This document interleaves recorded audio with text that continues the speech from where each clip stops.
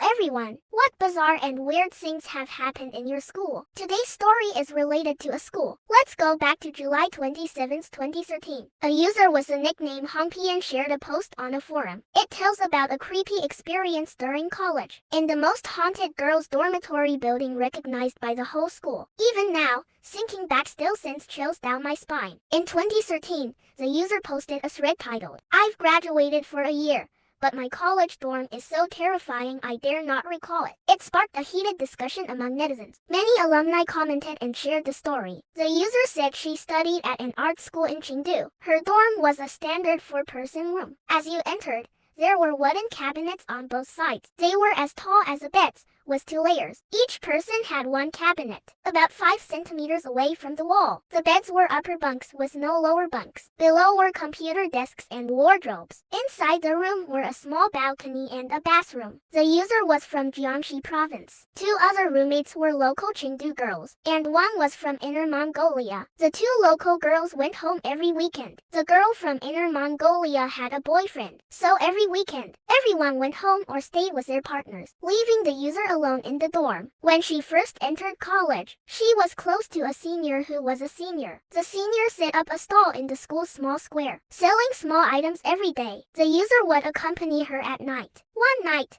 the senior accidentally asked which dorm building the user lived in. When she learned the user lived in dorm building 1, the senior's face stiffened, and she confirmed again if the user really lived there. After getting a positive answer, the senior said worriedly, "Girls' dorm building 1 is the most haunted place in the school, bar none. Rumor has it that someone died there before. It was a girl from the broadcasting and hosting department. It was said that there was a conflict between roommates, and Zhang San killed Wanger. It was right before the holiday. Zhang San stuffed the body into the wardrobe and went home as if nothing had happened. It wasn't until the dorm was closed and staff checked the rooms that they smelled a very strong strange odor, like something rotten from being left for a long time. Then the incident was discovered. In the past, rumors weren't as widespread as they are on the internet today. This covered up truths, spread by word of mouth, making everyone live in fear. The facts of the case were passed around, and no one knew the real truth. But one thing was certain. A murder did happen there,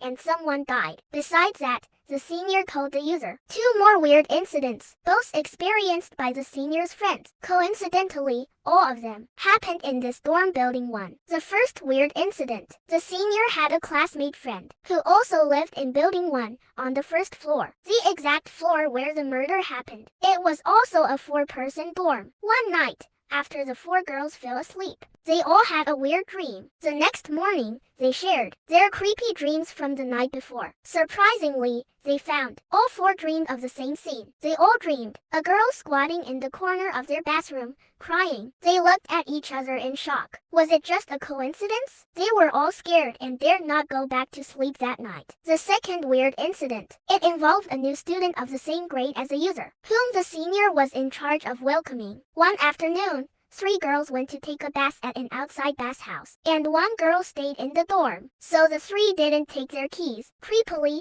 after the 3 girls came back, no one opened the door no matter how they knocked. They didn't bring their phones because they went to base, so they couldn't call. Just as they were about to go downstairs to borrow a spare key from the dorm keeper, they heard someone knocking back from inside. At that moment, they thought the girl who stayed was changing clothes, so they waited for a while. But after waiting a long time, no one opened the door. They knocked again, and half a minute later, there was another knock from inside. They got angry, thinking the girl staying was pranking them on purpose, so they called her name at the door. However, the answering voice came from behind them. It turned out the girl who stayed was hungry and went to the cafeteria to eat. After explaining what happened, they opened the door quickly and found no one in the dorm. Then who knocked twice in response? After hearing these 2 weird stories, the user felt creepy all over, but just let it go. Which school doesn't have some ghost stories? Fake things can never be real. But it wasn't until halfway through the 1st semester that she realized she was wrong. There were 2 cabinets cabinets at the entrance of her dorm, a few centimeters away from the wall. They usually threw plastic bags and drink bottles there, planning to sell them later to pay for the dorm's electricity bill. It was quite thrifty. One night after lights out, everyone was playing on their phones in bed. The girl opposite the user, near the plastic bags, said, "Why are those plastic bags making noise?" Everyone took off their headphones and listened carefully. It was a rustling sound, like wind blowing through plastic bags. It wasn't loud, but very clear. At first, they thought it was a wind, coming and going, so they didn't care. They just went to sleep like that. That was the first night. The second night, after lights out again, the bags made noise again. They started to feel something was wrong, because they never heard it when the lights were on. Even if wind blew in, it couldn't make noise for so long. Later, they thought it was a mouse, so they decided to clean it up the next day. On the afternoon of the third day, only the local Chengdu girl Zhao and the user were in the dorm. They prepared to clean the bags. They used a broom to sweep out all the bags and bottles, then locked them in an empty cabinet. That night after lights out, it was quiet at first, no sound. About half an hour later, the plastic bags in the cabinet started making noise. The user and Zhao were both stunned. The two girls opposite asked, "Didn't you put the bags away?" Zhao said, "Yes, locked in the cabinet." "Why is it still making noise?" The user was sure the cabinet was sealed. No gaps, no way for anything to crawl in, and it was locked. Wind couldn't get in either, so they all felt creepy, covered themselves with quilts and hurried to sleep, daring not to say a word. The next day, they quickly cleaned and sewed everything, and let the matter pass. The first weekend of the second semester, only the user was in the dorm. Because of the weird experiences and rumors, she was quite scared. So she invited Zhao Pi, a classmate from Leshan living upstairs, to stay with her for courage. It was February, quite cold. The user carried her computer to bed, and Zhao Pi played on her computer in the next bed. It was a weekend, so they wanted to stay up late. Around 2 a.m., Zhao Pi suddenly asked the user, "Did you hear someone knocking on the wall?" The user took off her headphones and listened carefully. There was indeed a dull knocking sound, like someone beating a drum far away, rhythmic, beat after beat. The user thought it was someone next door or upstairs playing a prank. So she comforted Zhao Pi, but Zhao Pi said no. She had been listening for a long time and pointed to a direction, saying the sound came from there. The direction Zhao Pi pointed to was a corner where they threw plastic bags before, next to the cabinet, behind the wall, only a few centimeters apart. The sound came from between the cabinet and the wall. The next dorm had the same layout as theirs. No one could fit between the cabinet and the wall, let alone knock on the shared wall at 2 a.m. to scare people. The two thought of this and felt chills down their spines. So the user made an excuse, saying they should go downstairs to climb over the wall and get a late night snack. While eating, they talked about the knocking, and the more they thought about it, the more scared they were. Neither dared go back to the dorm, so they slept at Zhao Pi's dorm that night. Luckily, all roommates came back the next night. After the user told them what happened, they all thought she and Zhao Pi misheard, so they didn't take it to heart. The knocking didn't appear for a long time, and gradually even the user thought, maybe she and Zhao Pi were nervous and misheard. Maybe it didn't come from there at all. Soon it was a May Day holiday, and something weird happened again. The user's home was far away, and she was a homebody, so she stayed in the dorm during the holiday. Zhao Pi thought the same, so they hung out together again. That night, both had gone to bed, but they were both timid, so they left the light on. As they chatted casually, they heard the stool under the user's bed being pulled away, squeaking on the floor for about 2 seconds. The user asked Zhao Pi, "Did you get out of bed?" Zhao Pi answered no, thinking it was a user moving. So both sat up and looked at each other, and the atmosphere became extremely weird. The next morning at dawn, the user carefully looked under the bed, and there was nothing there. But from that day on, Zhao Pi dared not come to the user's dorm anymore. The user didn't dare go back alone either, so she stayed at Zhao Pi's dorm for the next few days. Once, Zhao Pi's boyfriend came from Leshan to see her. The user definitely couldn't disturb their time together, so the three ate and sang together, lingering until nearly p.m. The user dared to go back to the dorm trembling alone. Maybe alcohol gave her courage. She wasn't too scared at that time. After returning to the dorm, she wore a vest and sat at the desk watching a movie. But there were no good new movies recently, so she started watching a paranormal show called The Sixth Dimension. She clearly remembered it was the episode episode about the electric rocking horse and the woman in white. She was already creeped out and cold all over. About 2/3 into the show, when the host played the full video, the user felt something tap her right shoulder. She was already highly stressed, and the tap was very obvious. The user jumped up in fear, patting her shoulder and looking back, but there was nothing there. Then the user turned on all the lights in the room,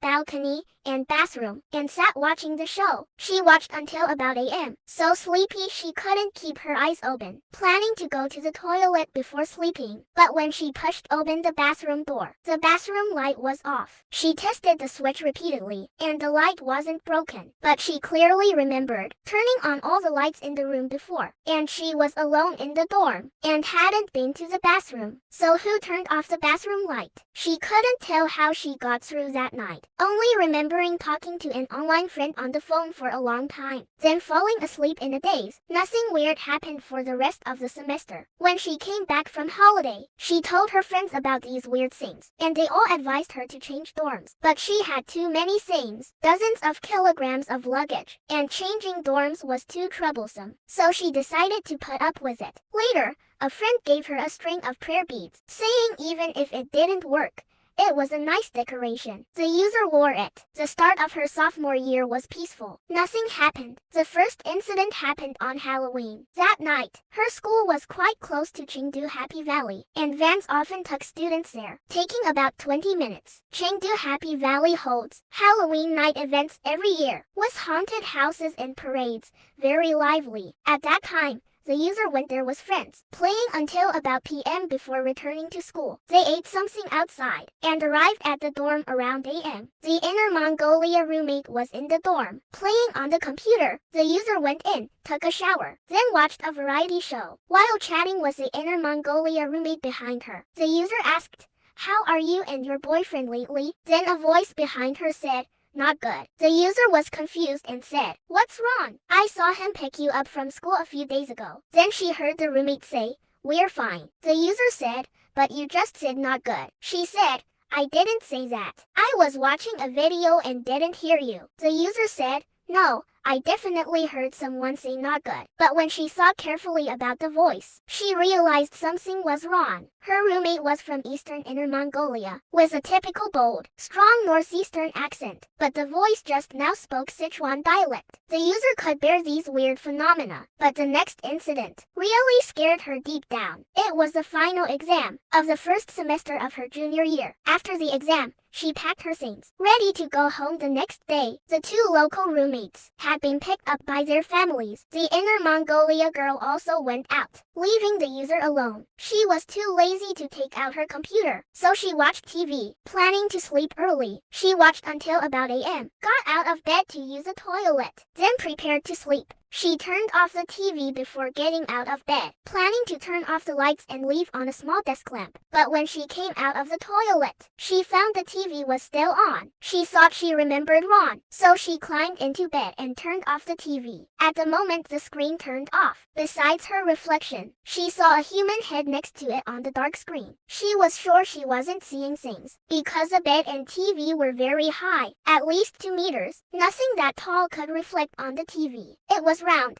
with hair hanging down. The user screamed loudly and turned around immediately, but there was nothing behind her. At that moment, she was stuck. Daring not to get out of bed, she leaned against the wall and played on her phone all night. Later, she fell asleep in a daze, kept hearing someone crying, near and far, indescribable, not shrill, just sobbing, on and off. Finally, she was woken up by a heavy cough. It was slightly bright when she woke up. The user sighed in relief, about to get out of bed quickly to pack and leave as soon as possible. But she saw an even weirder scene. Under the bed, the 4 trash bins, one for each girl, were all upside down on the chairs. The chairs were knee-high, impossible to tip over and put on by themselves. So who did all this? After that, the user kept posting, to add some small incidents, like things on the table suddenly falling to the ground, or hearing sighs, but they weren't frequent. Later, she went out for an internship as a senior, and didn't live in the dorm anymore. But honestly, the user said, those 3 years were really tough. Even now, thinking back still makes her scared. The story ends here. If you were the user's roommate, what would you do?